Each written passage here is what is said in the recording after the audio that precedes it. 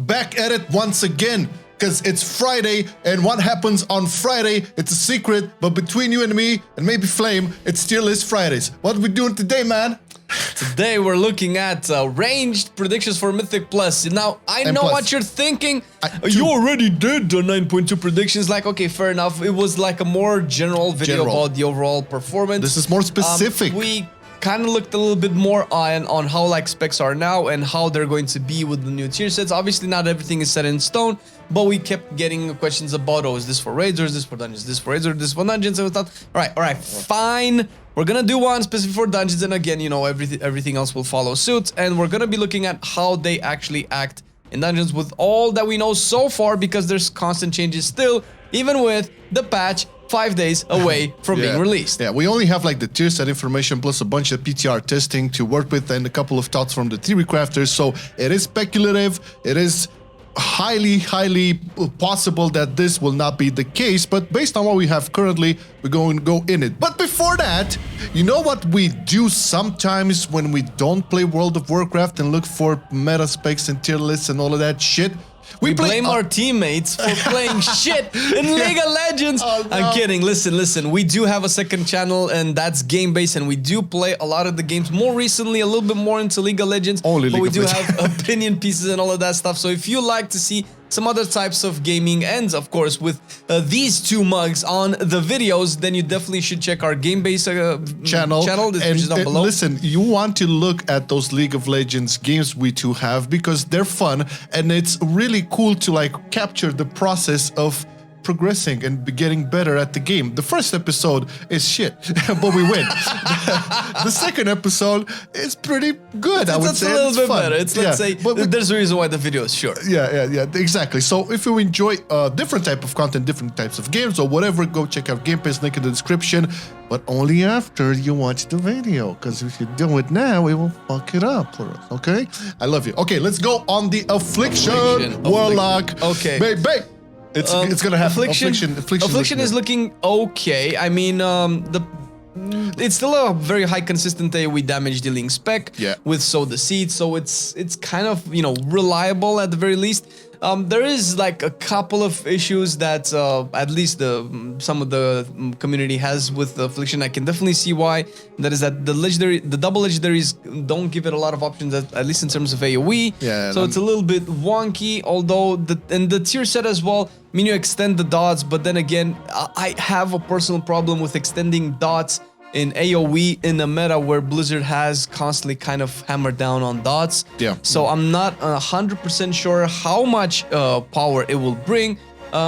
So I mean, let's just tell the folks like what the tier set bonuses do, like so we get an actual picture. So the tier set is Deliberate Malice. Malefic Rupture's damage is increased by 15%, and each cast extends the duration of Corruption, Agony, and Unstable Affliction by 2 seconds. When Malefic Rupture extends Absolute Corruption, it instead causes the target to take damage, the damage equivalent to a tick of Corruption. That's the two set. So what Flame was saying, extending the dots, which again, he made a good point. While the fourth set, Calamitous Crescendo, is like this. While Agony, Corruption, and Unstable Affliction are active, your Drain Soul / Shadow Bolt, Drain Soul has a 10% chance, Shadow Bolt has a 20% chance to make your next Malefic Rapture, cast no soul shards, and cast instantly.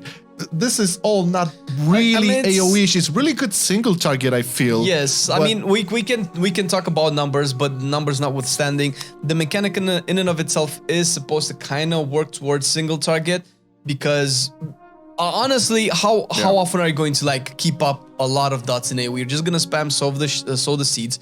And although this might be good for, let's say, tyrannical weeks and stuff like that, it's wonky. It's not that it's bad, but it's kind of weird compared to what Affliction does now. Yeah. So I would say C tier maybe. It's around C tier because right now it's around B to around A tier. Currently, and since it's kind of like it's not gonna get weaker, but a lot of other specs are getting better bonuses. Let's just say that. Yeah, definitely. And by all means, this is still a speculation and prediction. Okay, this is currently what we're working with, so things might change. Okay, cannot stress that stuff enough. All right, let's move along to Arcane Mages. Arcane. Now, Arcane does get better with the changes, basically because of the Frost Mage nerfs, I would say. Yeah, it's better. It's a little bit better in like small pools, groups, small pools, and the fact is, Arcane is still good now. It's a blast. And with nerfs, I mean, Frost is probably still going to be the better mage spec. We're gonna get to it. But Arcane Mage is likely the second one, and since like right now it kind of performs around B tier-ish, I'm thinking that it might just be up a little bit, just because maybe Frost won't be as meta as it is now. So that's kind of my take, and also it's a little bit hopeful because imagine Arcane being like a top. I know, man. I know. It might as well be B. This is the thing. Yeah, we can. I would say just because Frost is getting the nerfs does not mean Frost is gonna be like shit. But some people might consider playing Arcane because of those nerfs. However, I wouldn't like necessarily place Arcane in B tier for 9.2. I can definitely see like if it has the potential over there, because again the changes to it will make it better. I can see it maybe into an A tier. I think so. Yeah, I think so. Maybe into an A tier because the changes are good. Most of the specs are gained like power spikes, you know, like from 10% to 13% to 15%, so or whatever. And you have to realize that Arcane right now is doing pretty effing good. 9.2 will definitely shake up the meta, but not in the sense that it will be like upside down. So you'll see the other specs in a minute, but I feel Arcane deserves Arcane an A place. has potential because it's been doing like, it's kind of like a sleeper underdog, and it's been like that for 9.0 but it's and also 9.1. the other mage specs that were, you know, like it was in kind high of always keys, outshined. Yeah, in high keys, people were always taking, you know, either Frost, or mostly Frost, but Fire too. Like I remember, like in the beginning of Shadowlands, you had like Fire all around. This season, it was Frost, and again, since Frost is getting a couple of nerfs, we shall definitely see some more Arcane. This is why it's an A tier right now. Plus, you know, a little bit biased here. We both love the spec. We think it's a really cool spec, not the easiest to pull off and stuff, so really cool. Yeah. Okay, moving along to the Intellectuals Men spec, the High Academia Big Brain playing spec, Beastmaster Hunter, and I love you all. Now, Beastmaster Hunter is like, you know, they had tier set buffs, right? Like with the latest changes. I'm not sure what the latest changes are because they've been a lot. Single target though, if I remember. So basically, what the tier set does is that the kill command's critical strike chance is increased by 15% for each stack of frenzy, and then when kill command crits, the damage and cooldown reduction of your Cobra shot is increased by 4%. Damage that it does and the cooldown reduction that it offers towards kill command is increased by 40%. This is a pure single target. It's already, if you play Beastmaster in any capacity, at least in raids where you optimize single target, you know that it's not difficult, but it's not particularly easy to optimize Cobra shot cooldown reduction. Doing this on top of it, you'll have a lot more kill commands, and it's just like a massive single target damage increase. No value Doesn't for AoE, do too much for AoE, almost nothing for AoE. So obviously you're gonna have to wait until the double legendary will go to, and right now it's looking that Beastmaster is still probably going to be Night Fae because the Antlers is just really good, and then you can just have Rylak, which is just a good overall legendary altogether, although there might be other options for Covenants. But in terms of AoE, I mean, it's probably gonna do really good damage, really good consistent damage, because that's what Beastmaster always did, and especially when you have a lot more gear, it kind of rounds out. But it doesn't really have burst, which is a problem, which is what's been keeping it behind marksmanship in pretty much the entire expansion. And this doesn't seem to be changing with the tier set either. So unless we see any changes to it, what are we calling it? I'm calling it pretty lowish, maybe next to Affliction. It's probably lower than Affliction, I would say. Yeah, definitely. This, by all means. So when we're looking at this doesn't mean that the specs that we're ranking here will be complete shit. Well, there is one spec that could be complete shit, but even that, when we're looking, you know it's coming. Yeah, it's coming. If you follow the alphabetical order. Yeah, it's coming. It's coming. But the thing is, we're talking about, you know, super high, you know, meta specs. Like if we're looking at 15 keys, like even to 20s, I think all the specs will be fine. We say this all the time. But this is looking on how we can predict like how the meta will look like at some point with the Mythic Plus season for ranged, okay? Now, with that out of the way, let's go to the all-time favorite spec poster boy of this expansion, the Boomkin.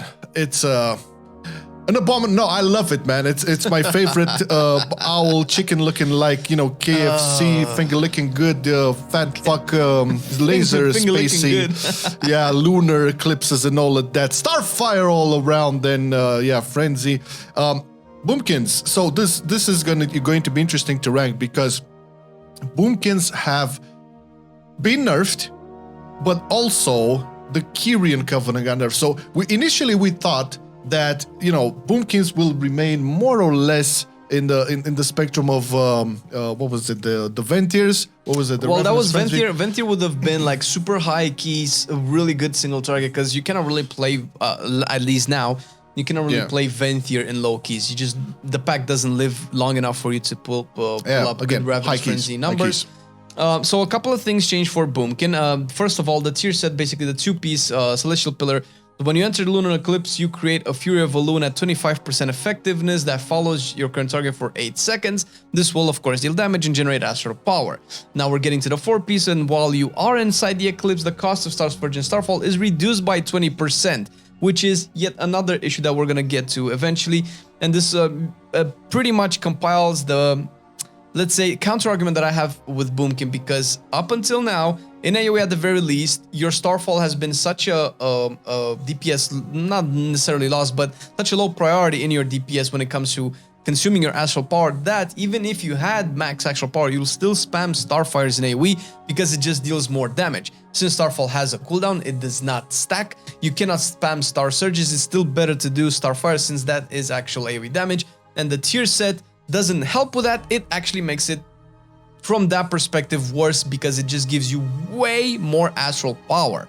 Probably what could have been better, let's say for a 4-piece, is if Starfall consumed more astral power and dealt more damage. That would have been better and would actually make astral power an actual resource to manage. But in terms, it's probably still gonna be single target. Like as much as you hate Boomkins, their mechanic has a lot of burst damage in terms of. Yeah, I would still melt bosses for sure. So it's probably gonna kick tyrannical bosses, even non-bosses. It's not gonna be like top tier, but definitely A tier, right? Because it's very hard. I'm not seeing it going to the bottom. It's still in the upper echelon of right now. It's around the top of the caster specs, but seeing as how its issues are not necessarily addressed and it's actually kind of make it worse, other specs seem to be getting a little bit more from the tier set. So I'll have to see. It's either bottom A tier or top B tier for me. Okay. Well, we can keep it here. But we haven't touched on the Covenant. So are they still going Ventir for high? I'm guessing Ventir is still the go-to for high keys because Kyrian got gutted. I was looking at it. I think it's probably gonna be Night Fae. Or not 100%, not 100% sure. It's mostly gonna be because of the soul binds. Gotta love that. Haven't seen a lot. It's still a numbers game right now. It still can be tested. You'll either be Night Fae or Ventir. I even heard Necrolord can be a thing. So who knows? Yeah. It might be like Necrolord might be the best single target just because you have all the dots. There are some couple of neat interactions. The thing is, it's kind of up in the air, which is maybe good because you have some variety and some options. Although, if you don't have the Covenants leveled, then yeah, it's gonna be shit. Okay, let's move along to Demonology Warlock, which has like fucking great tier set.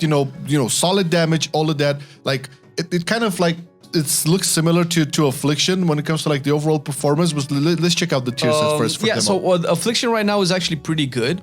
I mean, right now, but the thing with Demo is actually it's getting a pretty sweet tier set in terms of dungeon. It's actually working around on the dogs. So basically, you have your Calder Stalkers, 100% chance to summon an additional Dread Stalker, and if you combine this with Dread Bite from or Dread Lash, whatever it's called from the talent that makes its bite damage, Dread Lash. Deal extra damage. Then you have from the shadows as well, which works really well, and you have the Doggo Legendary, which might actually see play when it comes to unlocking in week 5 your double legendary. It can be really good. Plus the Malicious Imp does a buttload of damage.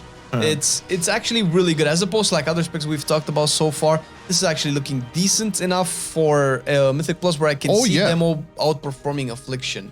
So, I mean, can you see it as a B tier because of this? I don't think it can reach like Arcane or Boomy levels yet, maybe, but right now I can see it as B tier. Yeah, better than Affliction and this is the thing. It's also we're gonna get to just Destro in a minute, but out of all of the 3 Warlock specs, I'm thinking Demo like is really good. It's gonna become better, but talking about Destruction, I feel Destruction will be some major player in high keys.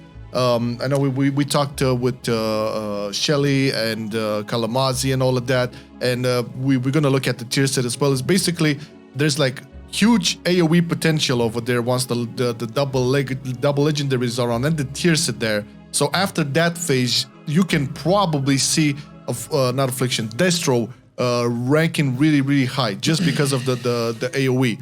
The thing is, right now, Destro, it might become a meta spec. I would actually see it close to A tier, I would believe. So, okay, if you didn't know so far, let's go to the tier set. The tier set's basically when you cast Rain of Fire or Chaos Bolt, you have a 30% chance to make the cast of the other one free.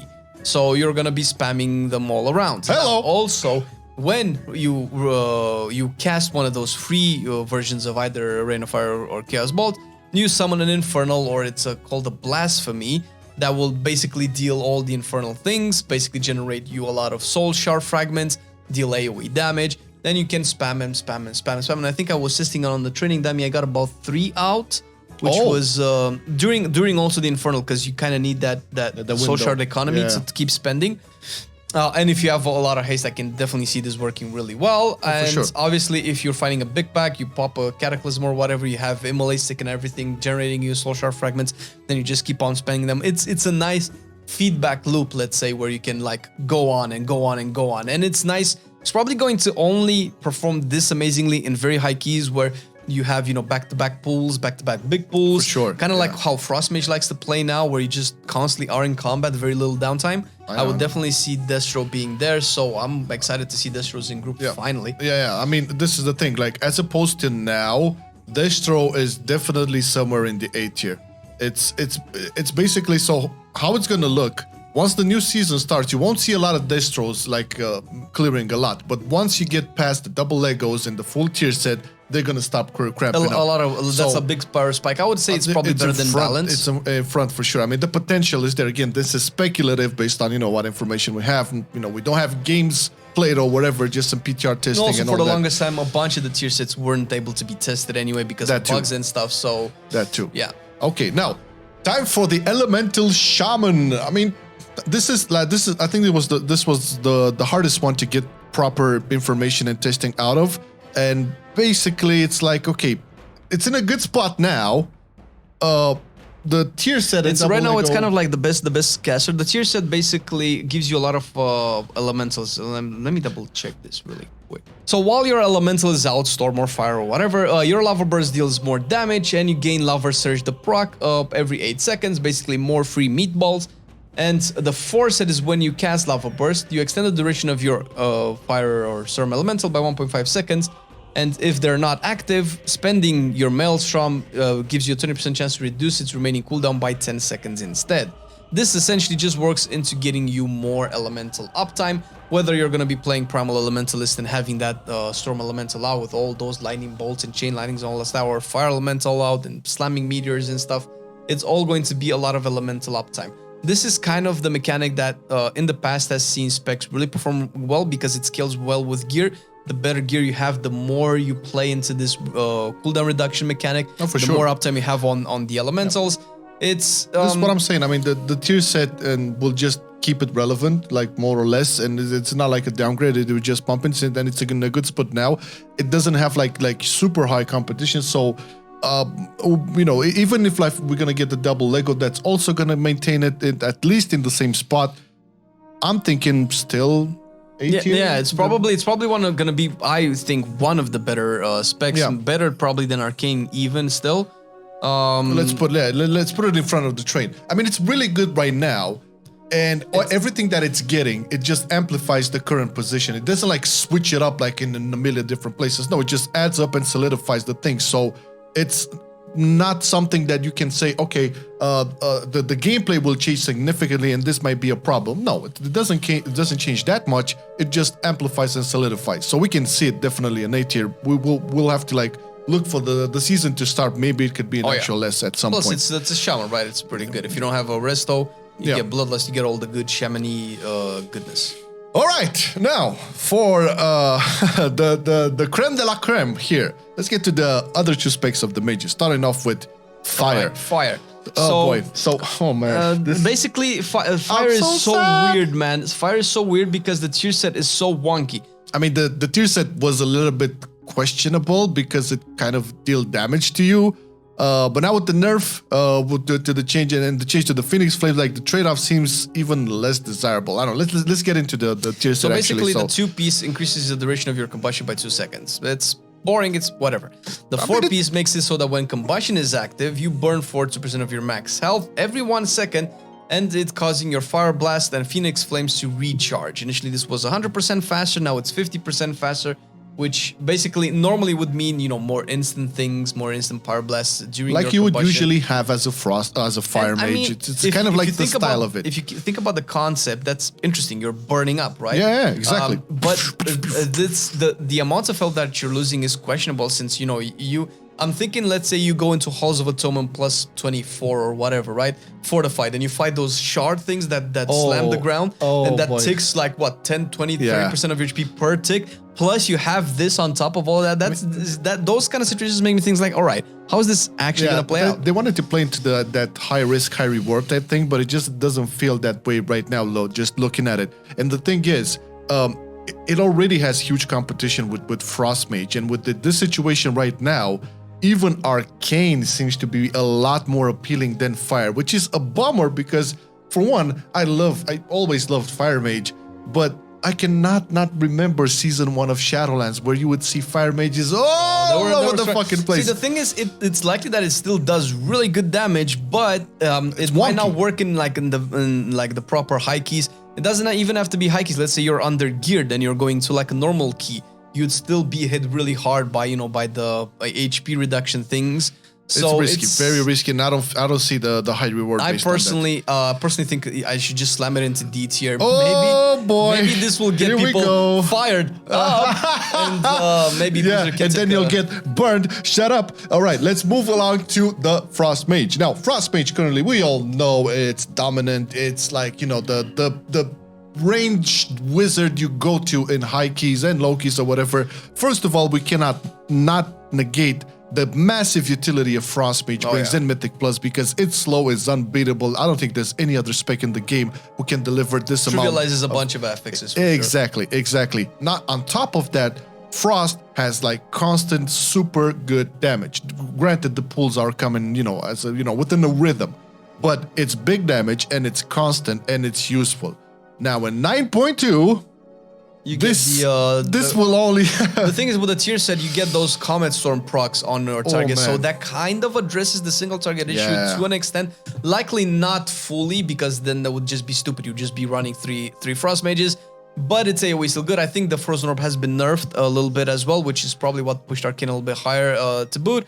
But Frost is likely going to be very strong, since it's, let's say, pros haven't been really nerfed, so what it's good at, it's going to be a little bit better at, and what it was bad at has kind of been addressed a little bit. With that mindset, is like, okay, not. I mean, no, the thing is, it hasn't been like hit hard. Like, you know, the nerfs weren't that big. They were necessary to a point, but they weren't that big. And the fact that they addressed the single target with the Common Store proc or whatever, that will also impact in, you know, cleave and all of that. And you have to remember, Mythic Plus dungeons, okay, they're big pulls, they're small pulls. Some specs can do well in one of those scenarios. Frost Mage does well in both of them, and now it can do even better within boss fights or Tyrannical. And that being said, adding the usefulness of the slows, this will be an S tier spec still. It's not as big of an S tier as it is now. It's probably, we can also say that it may be the top of the A tier, but it's probably a smidge better than the rest, so maybe it deserves a tier of its own. But probably the difference between Frost Mage and the other specs won't be as high. My assumption, we'll see if I'm wrong. Predictions, we could be wrong. I mean, we'll look at it in 2 months from now, and we'll see people with pitchforks in the comments like, you lied, But you know who doesn't lie? Marksmanship Hunters. Let's go to the Marksmanship Hunters. Flame is the main hunter here. He tried them all. Actually, Marksmanship Hunter is getting a really interesting tier set where now your trick shots are making... right? Yeah, so what the trick shots do essentially is they make your, let's say, aim shot in this situation cleave, right? And now that spell will also be like, I think, or 20 or 30% higher in damage. So it buffs, their trick shots will buff whatever you're cleaving onto your targets by 20-30%. Oh, it's rapid fire or aimed shot. Which, ouch, that's just flat damage increase. That's good, and that's AoE orientated. The 4-piece as well makes it so that your trick shot can proc occasionally. which that obviously refers to the fact that you can proc it on single target and potentially on 2 targets, which was Marksmanship biggest drawback. Although maybe that's not that big of a deal in M+, because you're hardly ever fighting just 2 targets, but it can also help you in single target as well. So basically the 4 pieces, when you spend 80 focus, you get 2 charges of trick shot. And you're gonna be spending focus. I think it might have some of the highest, if it's probably up there with survival in terms of how fast it's consuming focus. High consumption on resource, So the traffic of the resource is very high, and you get those trick shots, which obviously might not work that well on single target, aside from the fact that it will probably buff the damage of your, let's say, aim shot. If you're fighting the boss, I would imagine it buffs that up. And if you have, let's say, I don't know, I'm thinking Mist of Tinner Scythe first boss, where you have the tree and the dude. That's a good example. And you can actually cleave it, and that will make that boss fight a little bit easier. And I'm actually kind of excited. This is kind of why Marksmanship is probably going to jump a little bit ahead of BM. BM is kind of like overtaking Marksmanship here and there this season, but because of the tier sets, Marksmanship is probably going to be higher. I don't see it being able to contest, the Boomkins, the Destros. It might not. It could, but not currently. It doesn't look like it. So I think like a B tier right now is pretty safe. It will be, presumably better than Fire, Affliction, and BM. But the other specs that are above it are just looking too good to be passed on by it. So we'll have to see. But so far so good. Marksman definitely a higher rank. Now, the last one on the list, Shadow Priest. Shadow Priest has also been hit pretty hard with the nerfs. Yeah. I mean, Shadow in terms of like Mythic Plus, we both love to play it, but we all know, and we always made this argument, it's not complicated, but it's high maintenance, right? Like in order to do good in Mythic Plus, especially in high keys, you need a lot of high maintenance for it. And sometimes it is preferred, like when you have like a spec like a Frost Mage, it's much more easier to deliver on that objective of, getting down all of those mobs quickly and efficiently and at the same time. As Shadow, you do have some AoE burst, you do have like the single target, you do have the execute damage or whatever, but it just cannot compete. And now that it's also been nerfed, it's not like the weakest, so I can definitely see like Frost Mage still being shit, but let's take a look at so basically the tier set for the Shadow, I haven't seen anything that was changed so far. So the 2-piece makes so that Dark Thoughts has an additional 15% chance to trigger for each Shadow damage over time effect on the target.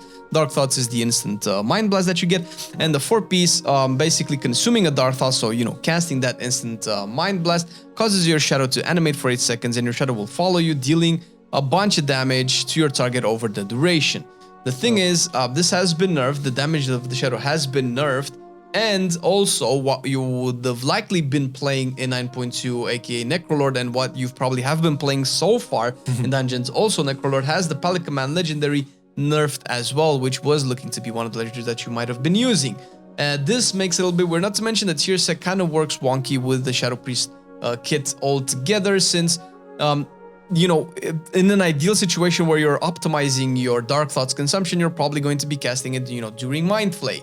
And because that's, the buff that has been changed since BFA going into Shadowlands, and that's got a lot of people worked up, because as Shadow, at least in its current and past design, you don't really want to cast Mind Flay that often.